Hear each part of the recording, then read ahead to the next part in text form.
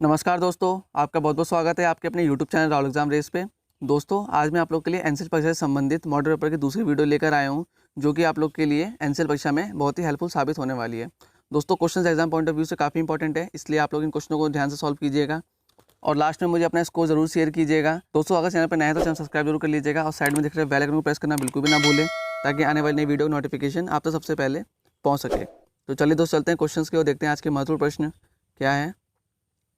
तो क्वेश्चन दोस्तों, वर्तमान में अंडमान निकोबार के उपराज्यपाल कौन है? इंपॉर्टेंट क्वेश्चन है दोस्तों, तो बताइए।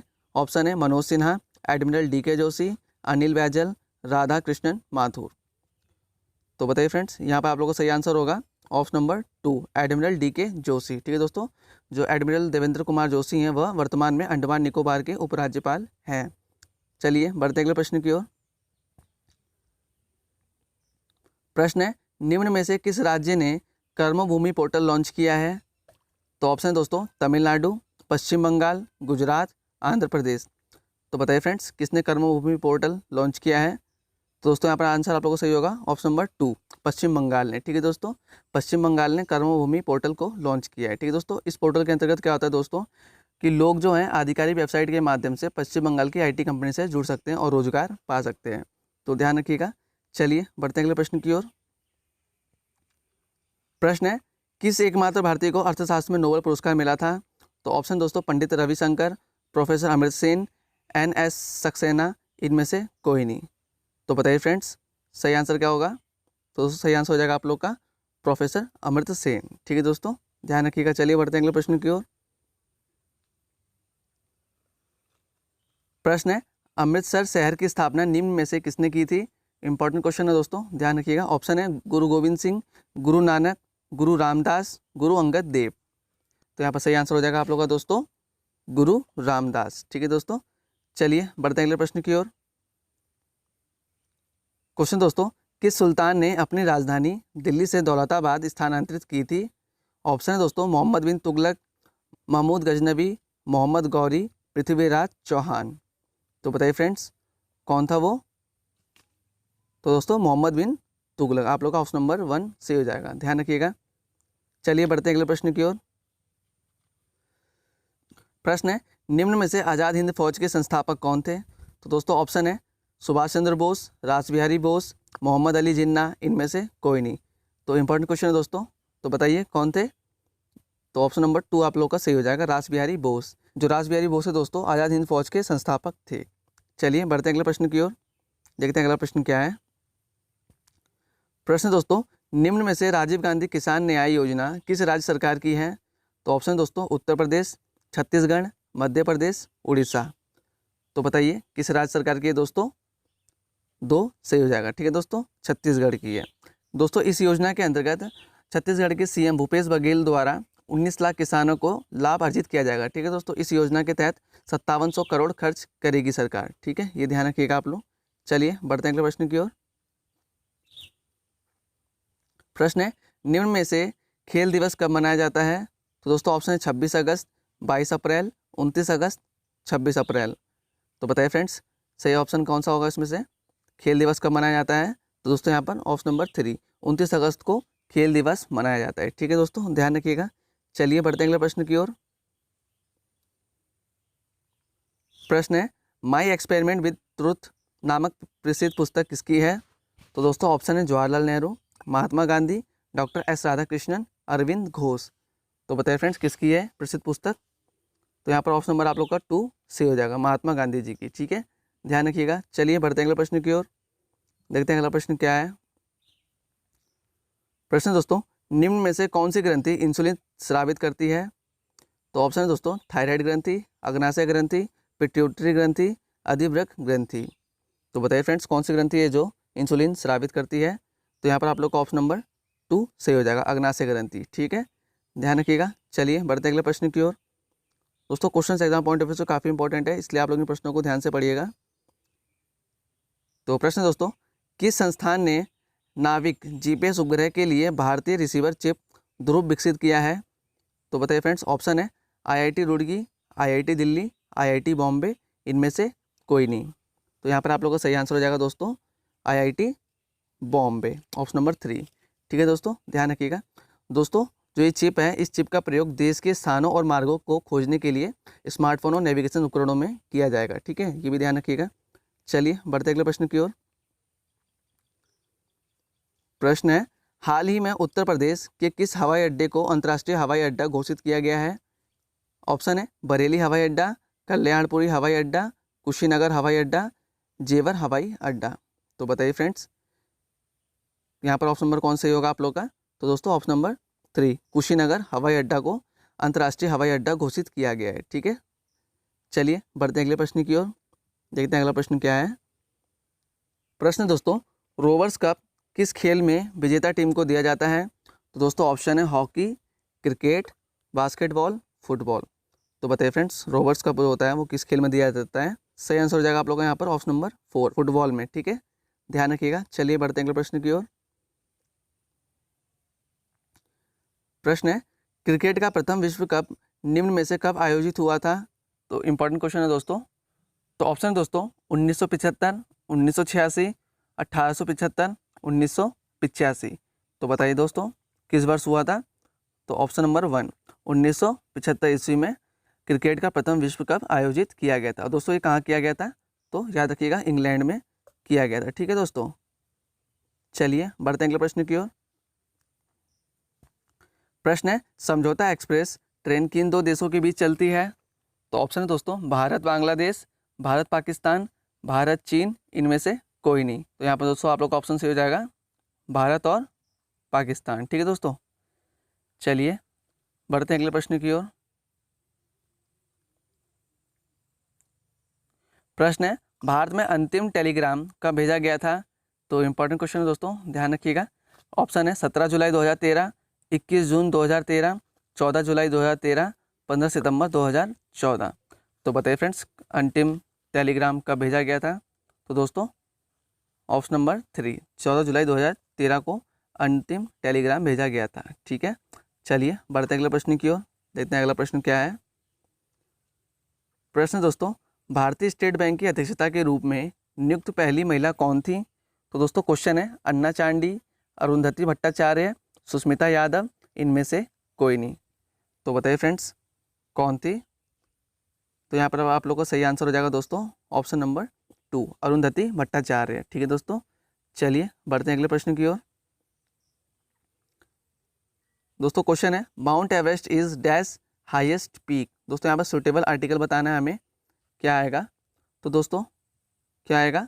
यहाँ पर सही आंसर हो जाएगा दोस्तों आप लोग का द। ठीक है दोस्तों, द क्यों हो जाएगा? क्योंकि दोस्तों यहाँ पर हाईएस्ट है, यहाँ पर EST है। ठीक है दोस्तों, जो कि सुपरलेटिव डिग्री है और सुपरलेटिव डिग्री के साथ हमेशा द का प्रयोग होता है। ठीक है दोस्तों, यहाँ पर इसलिए द आ जाएगा। चलिए बढ़ते हैं अगले प्रश्न की ओर। क्वेश्चन है, he cut his finger dash a knife. तो दोस्तों यहाँ पर बताइए सुटेबल प्रीपोजिशन क्या होगा? तो दोस्तों क्या होगा? Option number 3 with. ठीक है दोस्तों, क्वेश्चन में अगर कहीं भी किसी भी इंस्ट्रूमेंट की बात करता है दोस्तों तो उसके साथ हमेशा विद का प्रयोग होता है। ठीक है, ध्यान रखिएगा।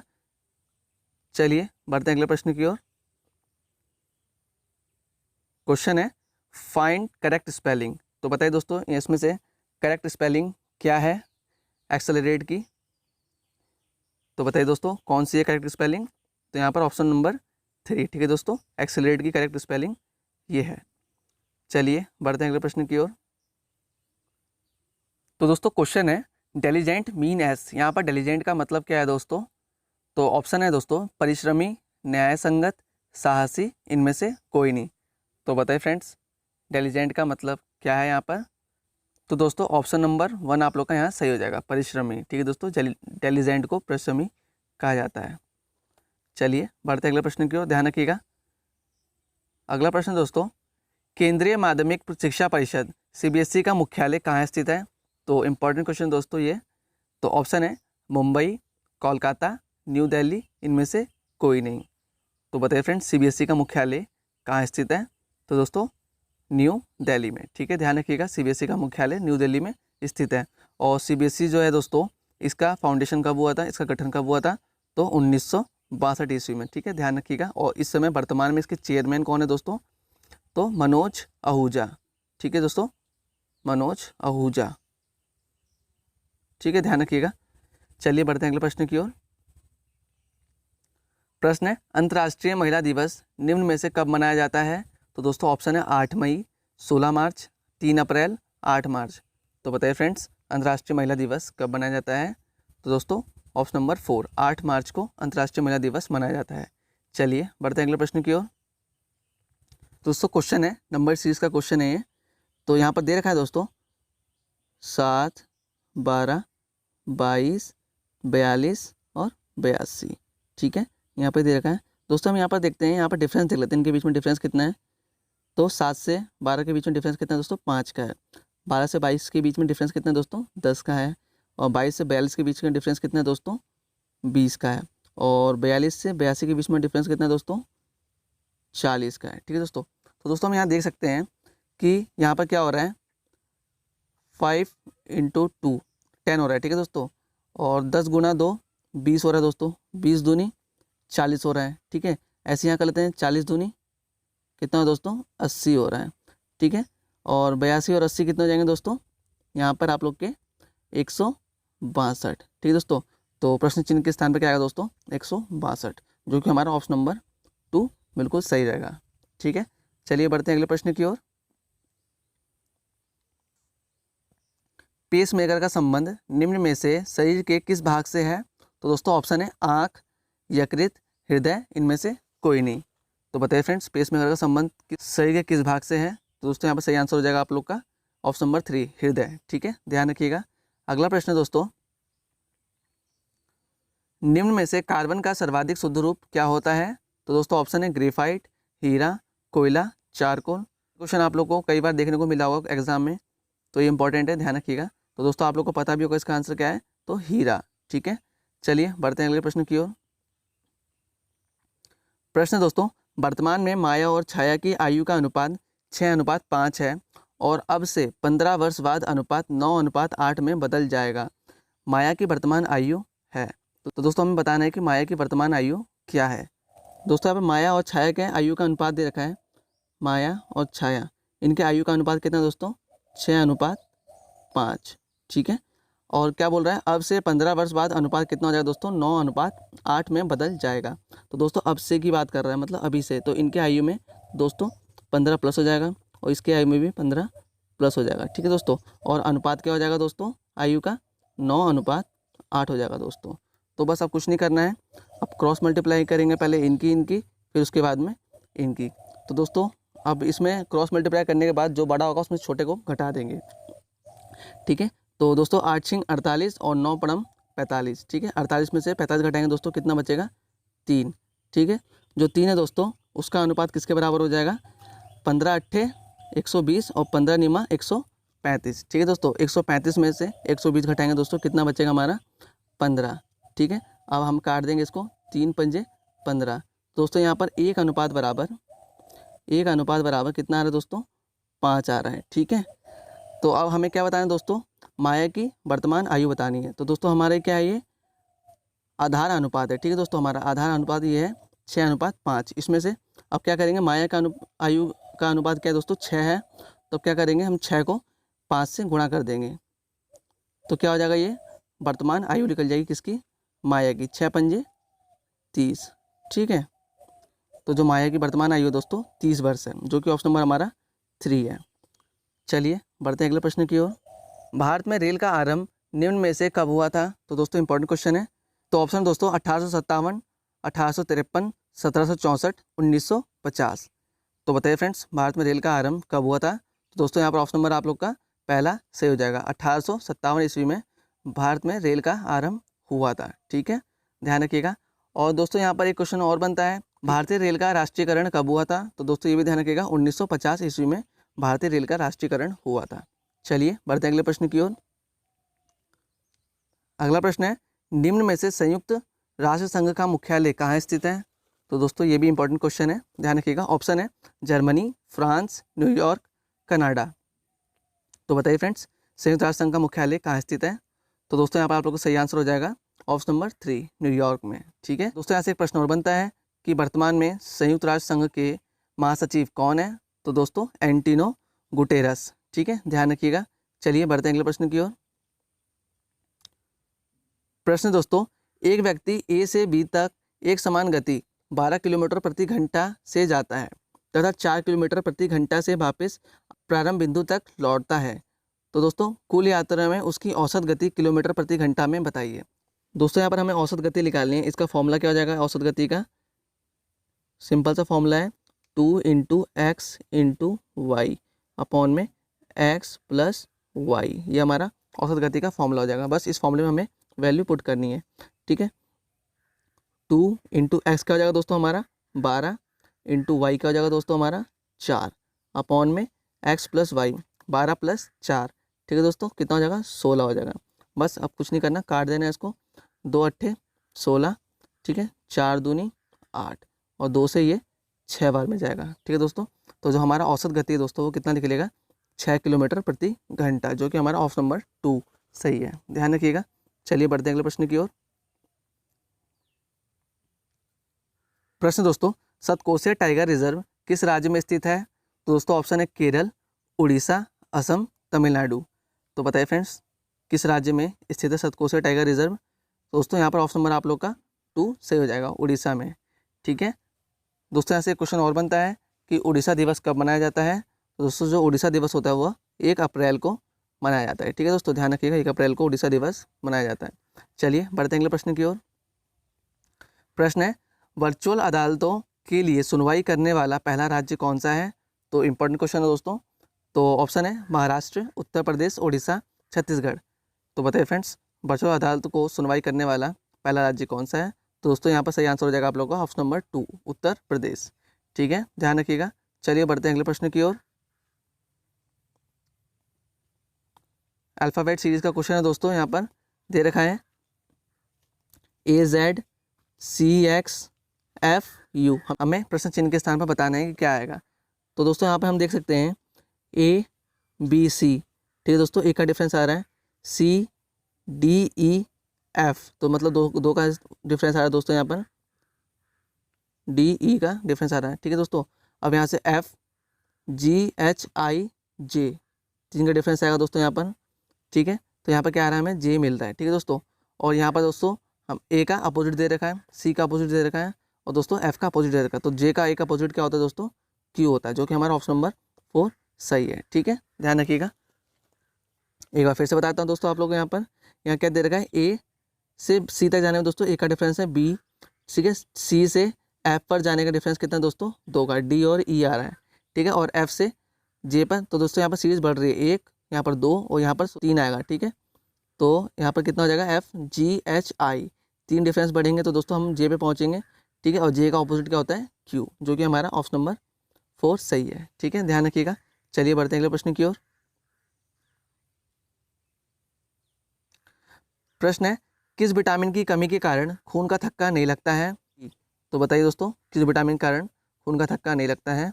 दोस्तों यहाँ पर आप लोगों को सही आंसर हो जाएगा 4, विटामिन के कारण खून का थक्का नहीं लगता है, ध्यान रखिएगा। चलिए बढ़ते हैं अगले प्रश्न की ओर। क्वेश्चन है, निम्न में से आतप का विलोम है? तो बताइए फ्रेंड्स ऑप्शन है छाया, तप, ताप, प्रति छाया। तो बताइए फ्रेंड्स आतप का विलोम क्या है? तो यहाँ पर आप लोगों को सही आंसर हो जाएगा दोस्तों छाया, ठीक है, जो छाया है वो आतप का विलोम हो जाएगा।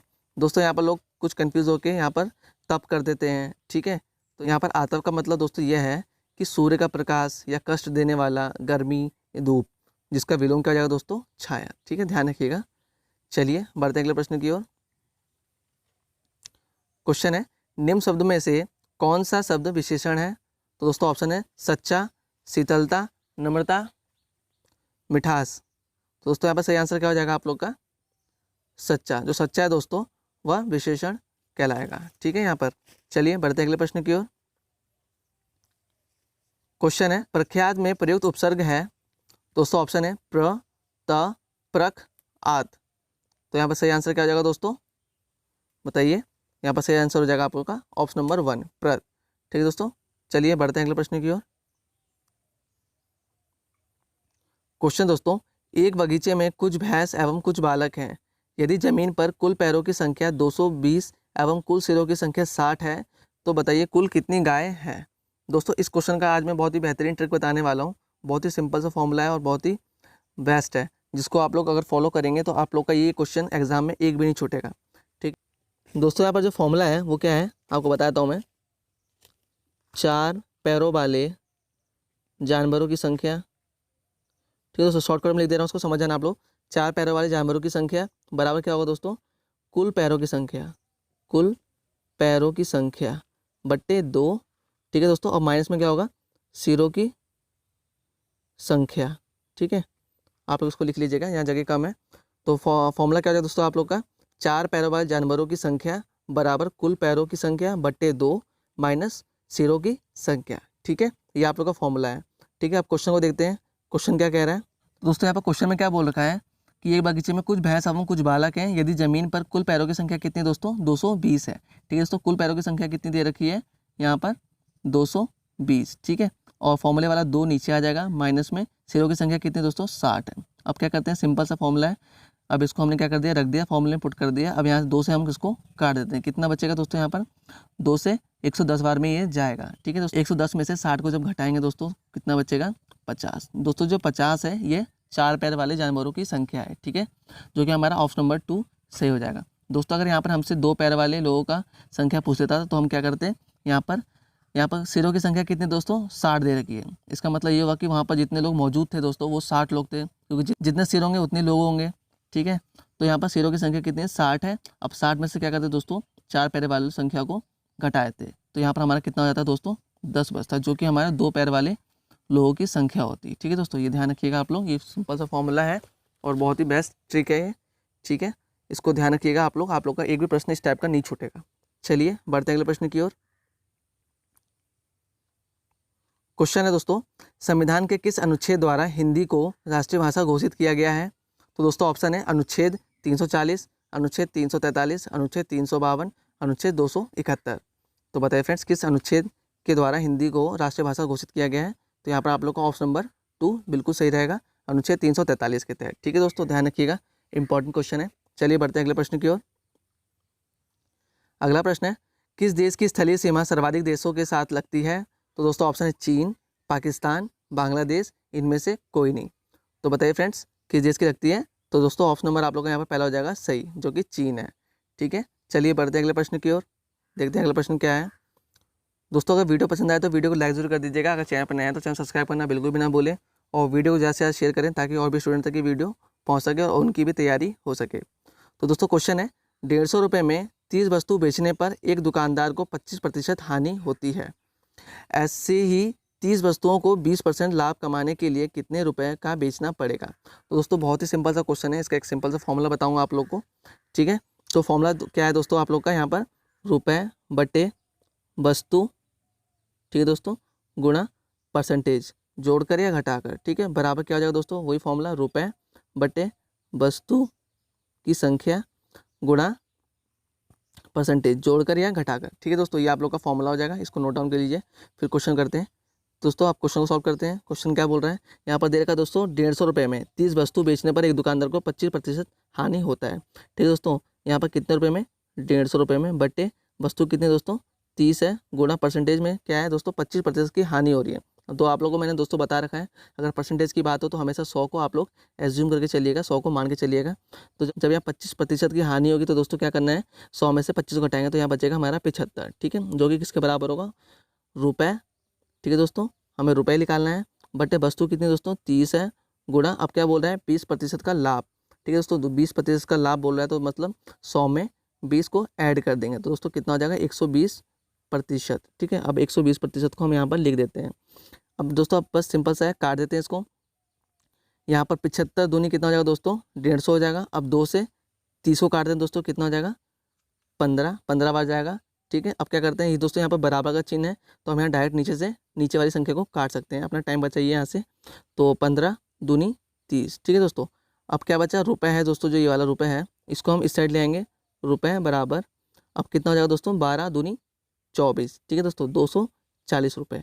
तो दोस्तों अब हमें 240 रुपये में वस्तु को बेचना पड़ेगा 20% का लाभ कमाने के लिए। ठीक है, तो हमारे यहाँ ऑप्शन नंबर 3 बिल्कुल सही होगा। आई होप दोस्तों आप लोग क्वेश्चन समझ आ गया होगा। चलिए बढ़ते हैं अगले प्रश्न की ओर। ओलंपिक में पदक जीतने वाली पहली भारतीय महिला कौन थी। ऑप्शन दोस्तों साइना नेहवाल, साक्षी मलिक, कर्णम मल्लेश्वरी, मैरी कॉम। तो बताइए फ्रेंड्स कौन थी? तो यहाँ पर आप लोगों को सही आंसर हो जाएगा दोस्तों कर्णम मल्लेश्वरी। ठीक है, चलिए बढ़ते हैं अगले प्रश्न की ओर। देखते हैं अगला प्रश्न क्या है। तो दोस्तों यहाँ पर क्वेश्चन है, रामू की माता ने रामू से कहा। ठीक है दोस्तों, जो रामू की माता है उसने रामू से कहा, ठीक है, क्या कहा कि मेरी माता का एक बेटा है, मतलब रामू की मम्मी का एक बेटा है, उसको कुछ भी मान लो। ठीक है, रामू की माता का एक बेटा है जिसका पुत्र कौन दोस्तों? नीलेश है। ठीक है, अब नीलेश का रामू के साथ क्या संबंध है? नीलेश का रामू के साथ क्या संबंध हो जाएगा दोस्तों? मेरा भाई का। ठीक है, ध्यान रखिएगा। चलिए बढ़ते हैं अगले प्रश्न की ओर। क्वेश्चन है, भारत रत्न से सम्मानित उस्ताद बिस्मिल्लाह खां किस वाद्य यंत्र से विख्यात है? तो दोस्तों ऑप्शन हो जाएगा आप लोग का बांसुरी, शहनाई, तबला, सितार। तो बताइए फ्रेंड्स उस्ताद बिस्मिल्लाह खां किस वाद्य यंत्र से संबंधित है? तो दोस्तों ऑप्शन नंबर 2 आप लोग को सही होगा, शहनाई से। ठीक है, चलिए बढ़ते हैं अगले प्रश्न की ओर। प्रश्न दोस्तों, एलपीजी में मुख्य घटक निम्न में से होता है। तो इंपॉर्टेंट क्वेश्चन दोस्तों पूछा जा चुका है कई बार। तो दोस्तों ऑप्शन है ब्यूटेन, प्रोपेन, मीथेन, इनमें से कोई नहीं। तो बताइए फ्रेंड्स मुख्य घटक क्या है एलपीजी का? तो यहाँ पर सही आंसर हो जाएगा आप लोग का ब्यूटेन। ठीक है, ऑप्शन नंबर 1 सही रहेगा। चलिए बढ़ते हैं अगले प्रश्न की ओर। दोस्तों question exam point of view से काफ़ी इंपॉर्टेंट है, इसलिए आप लोग इनको सही से सॉल्व कीजिएगा और लास्ट में अपना स्कोर मुझे ज़रूर बताइएगा कि आप लोग का स्कोर कैसा रहा। तो क्वेश्चन दोस्तों, पिता और पुत्र की आयु का अनुपात 4:1 है। उनके आयु का गुणनफल 196 वर्ष है। ठीक है, और 5 वर्ष बाद पिता की आयु क्या होगी? तो क्या बोल रखा है दोस्तों? पिता और पुत्र की आयु का अनुपात। ठीक है दोस्तों, यहाँ पर फादर दे रखा है और सन दे रखा है। उनकी आयु का अनुपात कितना दोस्तों? 4:1। ठीक है दोस्तों, अब यहाँ पर हम क्या करते हैं दोस्तों, इनके साथ x की गुणा कर देते हैं। 4x बराबर 1x मतलब x। ठीक है, ये हो गया। अब क्या बोल रखा है दोस्तों? इनके आयु का गुणनफल कितना दोस्तों? 196 वर्ष है। ठीक है, अब इनकी आयु क्या है दोस्तों? ये है 4x और 1x, इनका गुणनफल जो दोस्तों किसके बराबर है? 196 के बराबर है। तो मतलब 4x और 1 की गुणा करेंगे, इसमें 1x की गुणा करेंगे तो क्या हो जाएगा हमारा यहाँ पर? 4x स्क्वायर किसके बराबर है दोस्तों? 196 के बराबर है। ठीक है, अब 4 से कितनी बार में जाएगा दोस्तों? 49 में। ठीक है दोस्तों, अब x के ऊपर स्क्वायर है। ठीक है दोस्तों, जब x का स्क्वायर जब यहाँ से हटाएंगे तो वहाँ पर क्या रूट लगता है। ठीक है, तो जब 49 का रूट क्या होगा दोस्तों? हमारा 7 हो जाएगा। ठीक है, यहाँ पर डायरेक्ट मैं कर दे रहा हूँ, आपको समझ में आ गया होगा। तो x बराबर क्या हो जाएगा दोस्तों? 7 हो जाएगा। ठीक है, अब क्या बोला है दोस्तों? यहाँ पर हमारा x की वैल्यू कितनी निकल गई? 7 निकल गई। अब हमें क्या करना है दोस्तों? यहाँ पर 7 को हमें किसका आयु पूछ रहा है? पिता की आयु पूछा जा रही है यहाँ पर। ठीक है दोस्तों, पिता का आयु का अनुपात कितना है दोस्तों? 4 है। तो दोस्तों क्या करेंगे हम? x को, जो x की वैल्यू है उसको 4 से गुणा कर देंगे, तो 7 चौको 28। ठीक है दोस्तों, जो पिता की वर्तमान आयु क्या है? वो है 28। ठीक है, अब क्या करना है? पिता की 5 वर्ष बाद की आयु निकालनी है, तो वो क्या हो जाएगी दोस्तों? x बराबर 28 प्लस दोस्तों 5 वर्ष बाद का मतलब है आज से 5 वर्ष बाद, मतलब 5 जो होगा यहाँ पर ऐड हो जाएगा। तो x बराबर कितना हो जाएगा दोस्तों? यहाँ पर 33, जो कि आप लोग का ऑप्शन नंबर 1 बिल्कुल सही होगा। ठीक है, ध्यान रखिएगा। आई होप आप लोग को क्वेश्चन समझ आ गया होगा। चलिए बढ़ते अगले प्रश्न की ओर। क्वेश्चन है, इनकलाब जिंदाबाद का प्रसिद्ध नारा किसने दिया था? तो दोस्तों ऑप्शन है सुभाष चंद्र बोस, राम प्रसाद बिस्मिल, भगत सिंह, लाल बहादुर शास्त्री। तो बताइए फ्रेंड्स इनकलाब जिंदाबाद का प्रसिद्ध नारा किसने दिया था? तो यहाँ पर आप लोग को सही आंसर हो जाएगा दोस्तों ऑप्शन नंबर 3 भगत सिंह। ठीक है, ध्यान रखिएगा। चलिए बढ़ते हैं अगले प्रश्न की ओर। क्वेश्चन है, निम्न में से बनारस हिंदू विश्वविद्यालय के संस्थापक कौन है?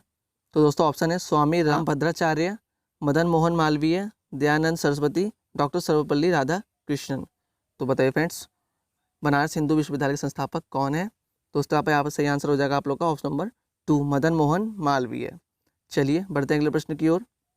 दोस्तों क्वेश्चन है, दो संख्याओं के बीच का अनुपात 3:4 है। यदि प्रत्येक संख्या में 6 की वृद्धि हुई है तो अनुपात 4:5 हो जाता है। तो संख्याओं के बीच का अंतर है। दोस्तों हमें संख्याओं के बीच का अंतर बताना है। ठीक है दोस्तों, ये कैसे करना है देख लेते हैं। दो संख्याओं के बीच का अनुपात कितना है दोस्तों? 3:4 है। तो यहाँ पर कोई संख्या है दोस्तों A और B। ठीक है, इनका अनुपात कितना दोस्तों? 3:4 दे रखा है। ठीक है, यदि प्रत्येक संख्या में 6 की वृद्धि करते हैं, इसमें भी 6 की वृद्धि कर दो, इसमें भी 6 की वृद्धि कर दो। ठीक है, और तब अनुपात क्या हो जाएगा दोस्तों? 4:5 हो जाता है। ठीक है, अब वही कॉन्सेप्ट लगाएंगे दोस्तों हम लोग यहाँ पर। ठीक है, क्रॉस मल्टीप्लाई का। ठीक है, तो जो इसमें जो बड़ा होगा उसमें से छोटे को घटा देंगे। तो 5 × 3 = 15 और 4 × 4 = 16। 16 में से 15 के दोस्तों कितना बचा? 1। जो एक अनुपात है दोस्तों किसके बराबर होगा, 6 पंजे 30 और 6 चौको 24, 30 में से 24 घटाएंगे दोस्तों कितना बचेगा, 6। ठीक है, यहाँ पर एक अनुपात बराबर दोस्तों 6 आ गया है। ठीक है, अब क्या पूछा, संख्याओं के बीच का अंतर क्या होगा। तो दोस्तों जो हमारा आधार अनुपात है दोस्तों वो क्या है, ये है 3:4। ठीक है, इनके संख्याओं के बीच का अंतर क्या है दोस्तों, 1 है। तो जो 1 बराबर दोस्तों क्या हो जाएगा हमारा, 6। यहाँ पर हमने पहले से निकाल रखा है। तो सही आंसर क्या हो जाएगा दोस्तों यहाँ पर, ऑप्शन नंबर 3, 6। ठीक है, चलिए बढ़ते हैं अगले प्रश्न की ओर। प्रश्न है, निम्न में से हंसाने वाली गैस का रासायनिक नाम क्या है। तो दोस्तों ऑप्शन है sodium oxide, nitrous oxide, manganese hepta oxide, sodium nitrous. दोस्तों यहाँ पर सही आंसर क्या होगा आप लोग का, ऑप्शन नंबर 2, नाइट्रस ऑक्साइड। ठीक है, ध्यान रखिएगा। नाइट्रस ऑक्साइड का फॉर्मूला क्या होता है दोस्तों, N2O। ठीक है, ध्यान रखिएगा। चलिए बढ़ते हैं अगले प्रश्न की ओर। क्वेश्चन है, संसद के दोनों सदनों की संयुक्त बैठक की अध्यक्षता निम्न में से कौन करता है। तो दोस्तों ऑप्शन है लोकसभा अध्यक्ष, राज्यसभा, राज्यपाल, राष्ट्रपति। तो बताइए फ्रेंड्स कौन करता है। यहाँ पर सही आंसर हो जाएगा आप लोग का दोस्तों ऑप्शन नंबर 1, लोकसभा अध्यक्ष। और दोस्तों वर्तमान में हमारे लोकसभा अध्यक्ष कौन है, तो ओम बिरला। ठीक है, ध्यान रखिएगा, ओम बिरला जो है हमारे वर्तमान में लोकसभा के अध्यक्ष हैं। ठीक है, चलिए बढ़ते हैं अगले प्रश्न की ओर। प्रश्न है, हैदराबाद निम्न में से किस नदी पर स्थित है। तो दोस्तों ऑप्शन है मूसी नदी, लूनी नदी, कृष्णा नदी, गोदावरी नदी। तो बताइए फ्रेंड्स किस नदी पर स्थित है हैदराबाद।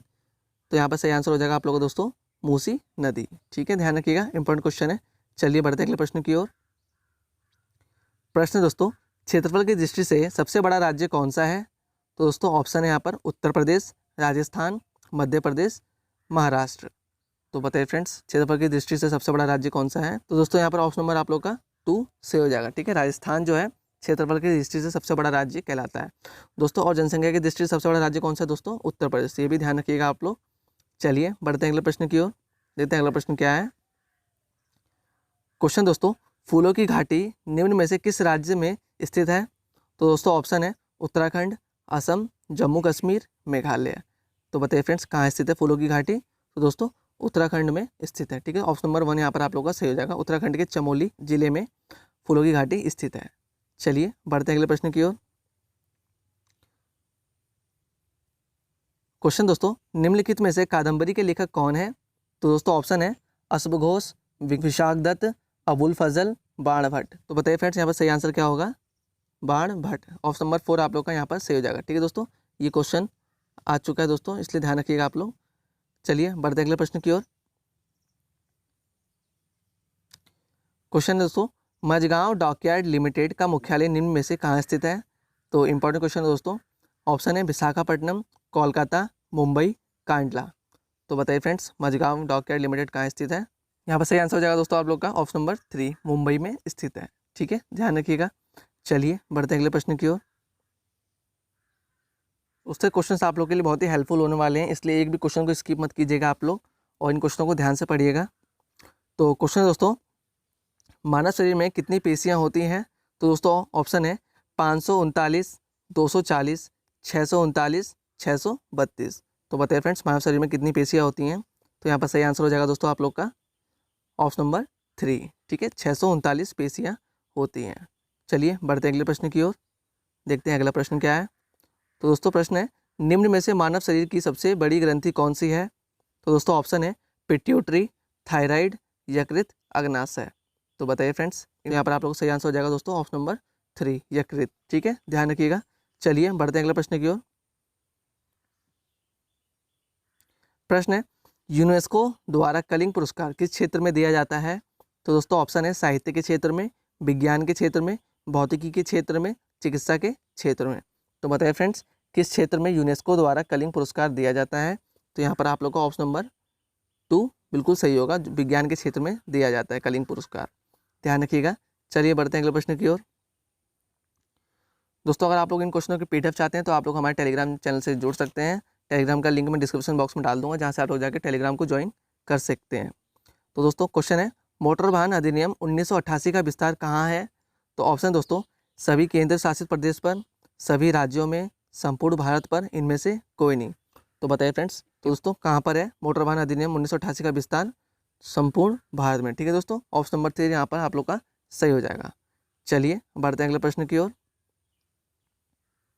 क्वेश्चन है, वाहन के पंजीकरण ना कराने पर मोटर वाहन अधिनियम की किस धारा के अधीन वाहन का चालान किया जाता है? तो दोस्तों बताइए, ऑप्शन है आप लोग का धारा 182/29, धारा 92/392, धारा 42/99, धारा 39/192। तो यहाँ पर आप लोगों को सही आंसर हो जाएगा दोस्तों यहाँ पर धारा 39/192। चलिए बढ़ते हैं अगले प्रश्न की ओर। प्रश्न है, हैदराबाद में चार मीनार का निर्माण निम्न में से किसने कराया था? तो दोस्तों ऑप्शन है कुतुबुद्दीन ऐबक, मोहम्मद कुली कुतुब शाह, मोहम्मद बिन कासिम, अकबर। तो बताइए फ्रेंड्स, चार मीनार का निर्माण हैदराबाद में किसने करवाया था?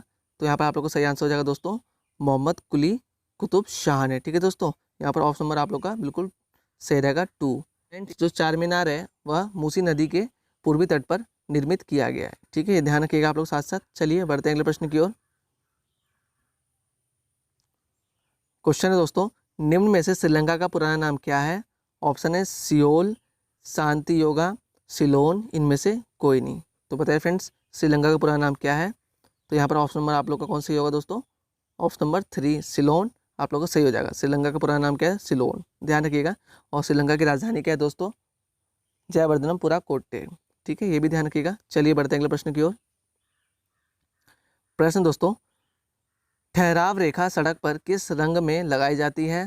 तो दोस्तों ऑप्शन है लाल, सफ़ेद, पीली, सफ़ेद व पीली दोनों। तो बताइए फ्रेंड, ठहराव रेखा किस रंग में लगाई जाती है? तो यहाँ पर सही आंसर हो जाएगा दोस्तों आप लोग का ऑप्शन नंबर 4, सफ़ेद व पीली दोनों में। ठीक है, ध्यान रखिएगा। चलिए बढ़ते हैं अगले प्रश्न की ओर। प्रश्न दोस्तों, कांसा किसका मिश्र धातु है? ऑप्शन है लेड तथा टिन, कॉपर तथा टिन, पीतल तथा लोहा, इनमें से कोई नहीं। तो बताइए फ्रेंड्स, सही आंसर क्या होगा यहाँ पर? कॉपर तथा टिन। ठीक है, ध्यान रखिएगा। कॉपर तथा टिन जो है वो कांसा का मिश्र धातु है। चलिए बढ़ते हैं अगले प्रश्न की ओर। क्वेश्चन है, पृथ्वी पर उत्तरी गोलार्ध में सबसे बड़ा दिन कब होता है? तो दोस्तों ऑप्शन है 23 दिसंबर, 21 जुलाई, 23 जून, 21 जून। तो बताइए फ्रेंड्स, पृथ्वी पर उत्तरी गोलार्ध में सबसे बड़ा दिन कब होता है? दोस्तों यहाँ पर ऑप्शन नंबर आप लोग का 4 बिल्कुल सही होगा। 21 जून को उत्तरी गोलार्ध में सबसे बड़ा दिन होता है। ठीक है दोस्तों, जो 23 दिसंबर है यह साल का सबसे छोटा दिन कहलाता है। ठीक है, चलिए बढ़ते हैं अगले प्रश्न की ओर। क्वेश्चन दोस्तों, यातायात नियमों को लागू करने का दायित्व निम्न में से किस पर होता है? तो दोस्तों ऑप्शन है पुलिस पर, यात्रा कर्मी पर, जनता पर, चालक पर। तो बताइए फ्रेंड्स, किस पर होता है? तो यहाँ पर आप लोग का ऑप्शन नंबर 1 बिल्कुल सही होगा, पुलिस पर होता है। ठीक है दोस्तों, ध्यान रखिएगा। चलिए बढ़ते हैं अगले प्रश्न की ओर। क्वेश्चन दोस्तों, प्रस्तुत चिन्ह क्या प्रदर्शित करता है? तो बताइए फ्रेंड्स, ऑप्शन है आदमी कार्य पर है, पदयात्री पारपथ, आगे संकरा रास्ता है, इनमें से कोई नहीं। तो बताइए फ्रेंड्स, यहाँ पर सही आंसर क्या होगा आप लोग का? तो यहाँ पर सही आंसर हो जाएगा दोस्तों ऑप्शन नंबर 1, आदमी कार्य पर है। ठीक है, चलिए बढ़ते हैं अगले प्रश्न की ओर। दोस्तों क्वेश्चन है, प्रयुक्त चिन्ह क्या प्रदर्शित करता है? तो दोस्तों ऑप्शन है आगे का रास्ता संकरा है, आगे का रास्ता चौड़ा है, आगे वाई सेक्शन है, इनमें से कोई नहीं। तो बताइए फ्रेंड्स, यहाँ पर सही आंसर क्या हो जाएगा? आगे का रास्ता संकरा है। ऑप्शन नंबर 1 आप लोग का बिल्कुल सही होगा। चलिए बढ़ते हैं अगले प्रश्न की ओर, देखते हैं अगला प्रश्न क्या है। दोस्तों क्वेश्चन है, गायत्री मंत्र का उल्लेख किस ग्रंथ के अंतर्गत है? इंपॉर्टेंट क्वेश्चन है दोस्तों ये। तो ऑप्शन है दोस्तों ऋग्वेद, सामवेद, यजुर्वेद, अथर्ववेद। तो बताइए फ्रेंड्स, किस ग्रंथ के अंतर्गत है गायत्री मंत्र का उल्लेख है? तो यहाँ पर आप लोग को सही हो जाएगा ऑप्शन नंबर 1 जो कि ऋग्वेद है। ठीक है, ध्यान रखिएगा। चलिए बढ़ते हैं अगले प्रश्न की ओर। प्रश्न है, मानव शरीर में पाचन क्रिया अधिकतर किस अंग में संपन्न होती है? तो दोस्तों ऑप्शन है बड़ी आंत, छोटी आंत, अमाशय, आहार नाल। तो बताइए फ्रेंड्स, किस में होती है? तो यहाँ पर ऑप्शन नंबर आप लोग का 2 से हो जाएगा। ठीक है दोस्तों, छोटी आंत में। चलिए बढ़ते हैं अगले प्रश्न की ओर। अगला प्रश्न दोस्तों, निम्न में से किसके जलने से सबसे अधिक वायु प्रदूषण होता है? दोस्तों ऑप्शन है कोयला, एलपीजी, हाइड्रोजन, सीएनजी। तो बताइए फ्रेंड्स, किसके जलने से सर्वाधिक वायु प्रदूषण होता है? तो दोस्तों ऑप्शन नंबर 1, कोयला के जलने से सर्वाधिक वायु प्रदूषण होता है। चलिए अगला प्रश्न देखते हैं क्या है। अगला प्रश्न है, निम्नलिखित में से कौन सा सूत्र ओजोन का अणु दर्शाता है? तो दोस्तों ऑप्शन है O2, H2O2, O3, इनमें से कोई नहीं। तो दोस्तों इंपॉर्टेंट क्वेश्चन है, आप लोग ध्यान रखिएगा। तो यहाँ पर आप लोग का ऑप्शन नंबर 3 बिल्कुल सही होगा। O3 जो है दोस्तों ओजोन का अणु दर्शाता है। चलिए बढ़ते हैं अगले प्रश्न की ओर। अगला प्रश्न है, निम्नलिखित में से कौन सी मिश्र धातु है? ऑप्शन दोस्तों लोहा, सोना, स्टेनलेस स्टील, तांबा। तो बताइए फ्रेंड्स मिश्र धातु का उदाहरण कौन सा है? तो दोस्तों यहाँ पर ऑप्शन नंबर 3 बिल्कुल सही होगा, स्टेनलेस स्टील। ठीक है, चलिए बढ़ते हैं अगले प्रश्न की ओर। क्वेश्चन है, आजकल पक्की सड़कों के निर्माण में कोलतार के स्थान पर किस पेट्रोलियम उत्पाद का उपयोग करते हैं? तो दोस्तों ऑप्शन है कोक, तारकोल, बिटुमिन, यह सभी। दोस्तों यहाँ पर सही आंसर क्या हो जाएगा आप लोग का? ऑप्शन नंबर 3 बिल्कुल सही आंसर होगा आप लोग का, बिटुमिन। चलिए बढ़ते हैं अगले प्रश्न की ओर, देखते हैं अगला प्रश्न क्या है। तो क्वेश्चन दोस्तों, वर्ष 1945 में नागासाकी में गिराए गए बमों में कौन सा विस्फोट प्रयुक्त किया गया था? तो दोस्तों ऑप्शन है सोडियम, पोटेशियम, प्लूटोनियम, यूरेनियम। तो बताइए फ्रेंड्स कौन सा विस्फोट प्रयुक्त किया गया था? दोस्तों यहाँ पर आप लोग का ऑप्शन नंबर 3 बिल्कुल सही होगा, प्लूटोनियम। ठीक है दोस्तों, ध्यान रखिएगा। अगला प्रश्न दोस्तों, कोयला के निम्नलिखित प्रकारों में से किस एक में विशेष प्रकारों की अपेक्षा अधिक प्रतिशत अंश कार्बन का होता है? तो दोस्तों ऑप्शन है विटुमिनस, लिग्नाइट, एंथ्रासाइट, पीट। तो बताइए फ्रेंड्स किस कोयले में कार्बन की प्रतिशतता सबसे अधिक होती है? तो दोस्तों यहाँ पर आप लोग को पता ही होगा, जो एंथ्रासाइट कोयला है उसमें कार्बन की प्रतिशतता सबसे अधिक होती है। ठीक है, ऑप्शन नंबर 3 आप लोग का सही हो जाएगा। चलिए बढ़ते हैं अगले प्रश्न की ओर। अगला प्रश्न है, क्लोरोफ्लोरोकार्बन को निम्न नाम में से भी जाना जाता है। ठीक है, तो ऑप्शन है दोस्तों chloroform, freon, glycerol, marsh gas. तो बताइए फ्रेंड्स क्लोरोफ्लोरोकार्बन को किस नाम से और जाना जाता है? तो यहाँ पर आप लोगों को सही आंसर हो जाएगा दोस्तों ऑप्शन नंबर 2 फ्रियॉन। ठीक है, ध्यान रखिएगा, इंपॉर्टेंट क्वेश्चन है। चलिए बढ़ते हैं अगले प्रश्न की ओर। क्वेश्चन है, निम्नलिखित कार्बनिक पदार्थ में से कौन सा प्राकृतिक में सर्वाधिक प्रचुर मात्रा में पाया जाता है?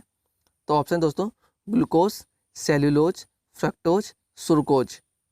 तो बताइए फ्रेंड्स यहाँ पर सही आंसर क्या हो जाएगा आप लोग का? तो ऑप्शन नंबर 2 सेल्यूलोज। चलिए बढ़ते हैं अगले प्रश्न की ओर।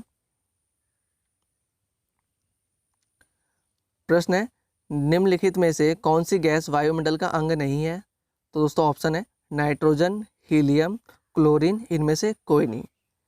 तो बताइए फ्रेंड्स वायुमंडल का अंग कौन सा गैस नहीं है?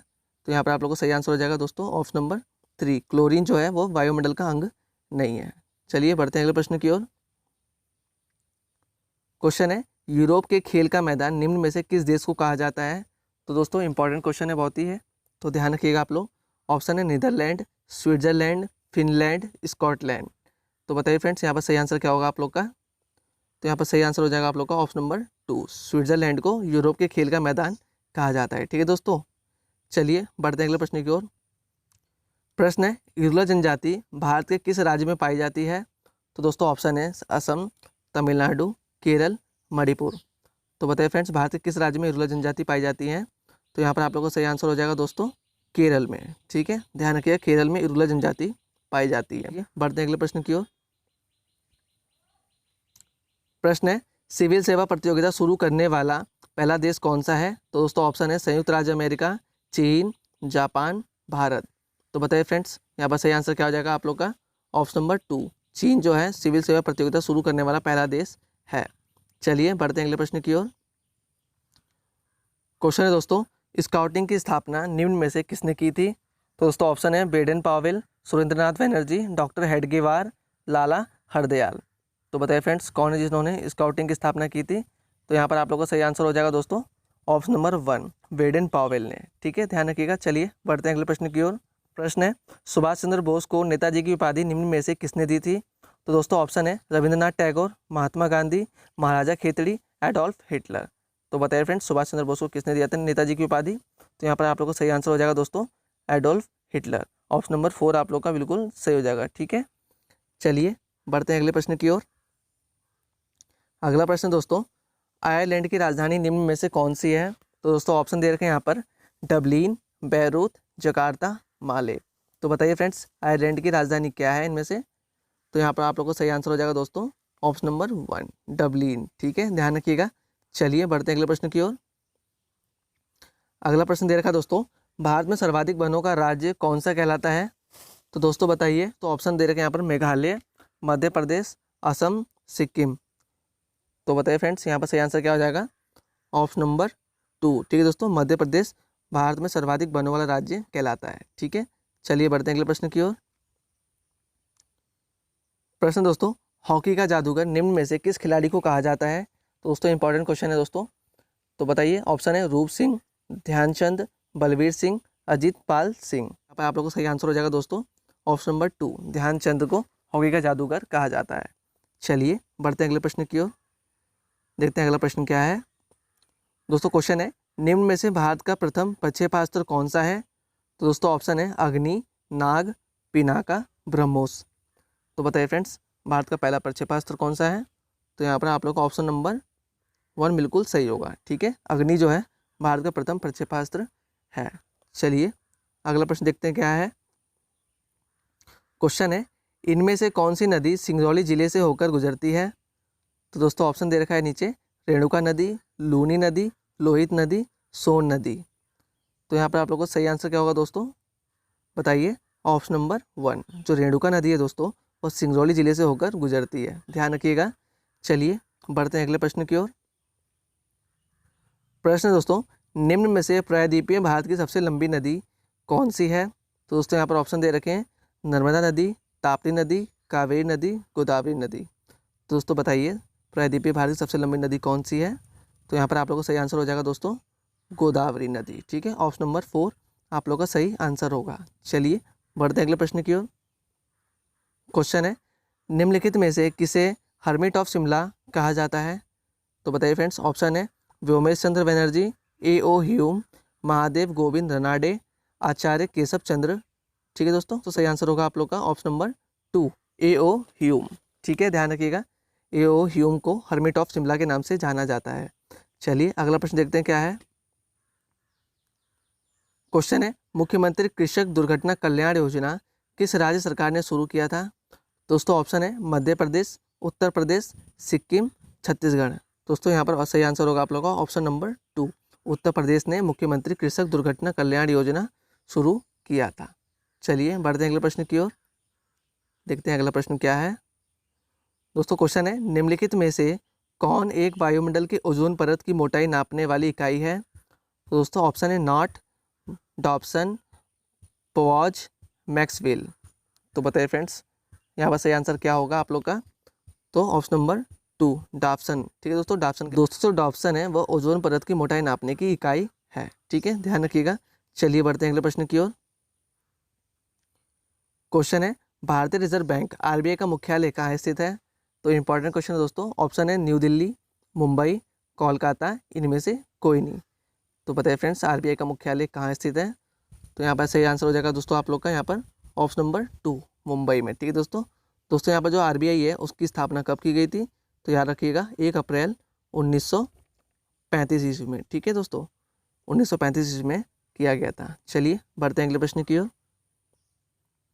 प्रश्न है, भारत का विस्मार्ग निम्न में से किसे कहा जाता है? तो बहुत ही इंपॉर्टेंट क्वेश्चन दोस्तों, ध्यान रखिएगा।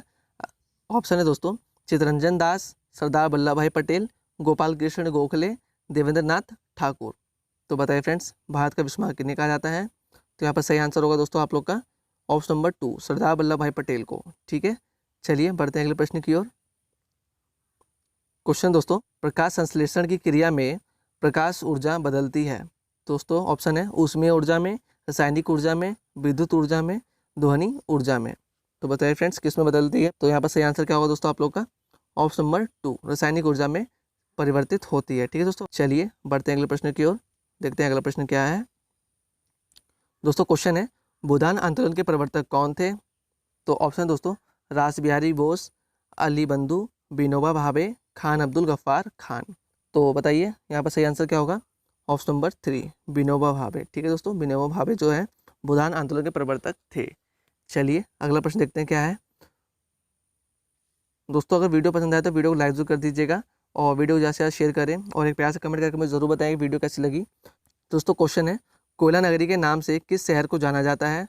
तो ऑप्शन है दोस्तों सिंगरौली, जमशेदपुर, धनबाद, इनमें से कोई नहीं। यहाँ पर सही आंसर होगा दोस्तों आप लोग का धनबाद। धनबाद को कोयला नगरी के नाम से जाना जाता है। और दोस्तों यहाँ पर एक चीज़ और दे रखा है, जमशेदपुर। जमशेदपुर को दोस्तों इस्पात नगरी के नाम से जाना जाता है, ये भी ध्यान रखिएगा आप लोग। चलिए बढ़ते हैं अगले प्रश्न की ओर। दोस्तों आज का आप लोग का लास्ट क्वेश्चन है, निम्न में से कौन सा सर्वाधिक तीव्र ग्रह कहलाता है? तो दोस्तों ऑप्शन है शुक्र ग्रह, मंगल, बुध, बृहस्पति। तो बताइए फ्रेंड्स कौन सा ग्रह तीव्र ग्रह के नाम से जाना जाता है? तो यहाँ पर आप लोग का ऑप्शन नंबर 3 बिल्कुल सही होगा। बुध ग्रह को तीव्र ग्रह के नाम से जाना जाता है। ठीक है, और दोस्तों यहाँ पर शुक्र ग्रह को सबसे चमकीला तारा, भोर का तारा, ठीक है दोस्तों, पृथ्वी की जुड़वा बहन के नाम से भी जाना जाता है। ये भी ध्यान रखिएगा आप लोग साथ साथ। दोस्तों ये थे आज के 100 महत्वपूर्ण प्रश्न जो कि आप लोग की एनसीईआरटी परीक्षा के लिए बहुत ही इंपॉर्टेंट है। तो दोस्तों आशा करता हूँ कि आप लोग को आज की वीडियो पसंद आई होगी। अगर पसंद आएगी तो वीडियो को लाइक जरूर कर दीजिएगा। अगर चैनल पर नया है तो चैनल सब्सक्राइब करना बिल्कुल भी ना भूलें और वीडियो को ज़्यादा से ज़्यादा शेयर करें और वीडियो पर एक प्यार से कमेंट करके मुझे ज़रूर बताएं कि वीडियो कैसी लगी। तो मिलते हैं दोस्तों अगली वीडियो में कुछ नए महत्वपूर्ण प्रश्नों के साथ। तब तक के लिए bye bye, take care, Vande Mataram.